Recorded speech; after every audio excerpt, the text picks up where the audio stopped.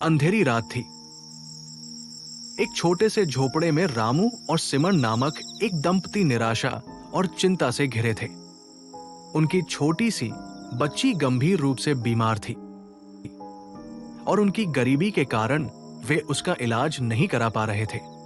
आधी रात को हताश होकर रामू अपने दोस्त समलाल से मदद मांगने गया।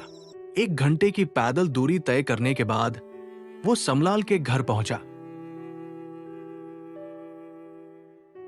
दोस्त, कृपया मुझे कुछ समय के लिए कुछ पैसे उधार दे दो, मेरी बच्ची बीमार है। लेकिन समलाल ने उसकी मदद करने से इनकार कर दिया।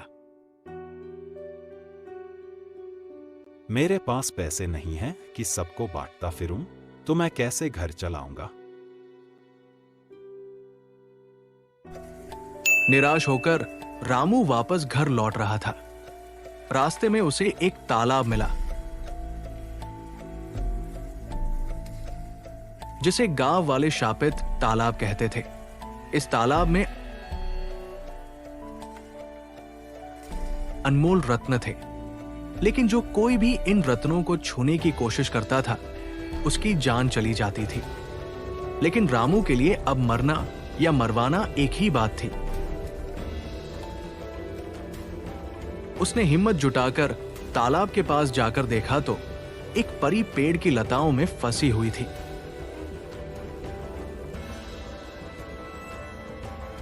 डर के बावजूद रामू ने दयालुता दिखाते हुए उसे छुड़ाया। अरे, ये पेड़ की लताएं कितनी उलझी हैं, खत्म ही नहीं होती। परी ने उसकी मदद के बदले में तालाब के रहस्य के बारे में बताया।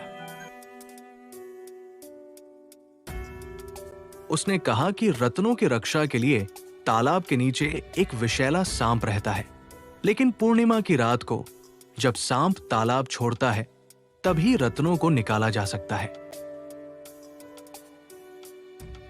लेकिन एक और चुनौती थी। रत्नों को निकालने के लिए एक खास मंत्र का उच्चारण करना पड़ता था।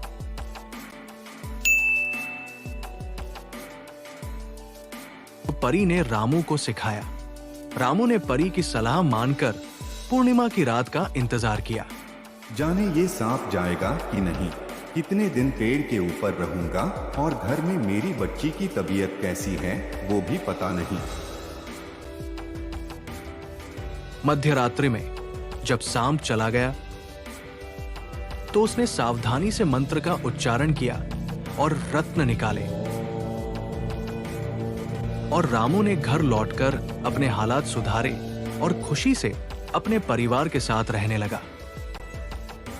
जब समलाल ने अपने दोस्त रामू को इतने छोटे समय में सफल होते हुए देखा, ये रामू इतना रातों रात कैसे अमीर हो गया, तब समलाल ने उसकी सफलता का राज जानने की ठानी और उसकी लालच उसे तालाब की ओर खींच लिया। लेकिन इस बार सांप तालाब में ही रहा और समलाल को डस लिया।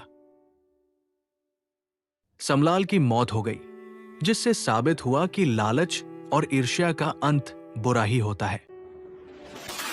इस कहानी से हमें सीख मिलती है कि दयालुता और ईमानदारी का फल हमेशा मीठा होता है। कभी कभी सबसे अंधेरे समय में भी उम्मीद की किरण चमक सकती है।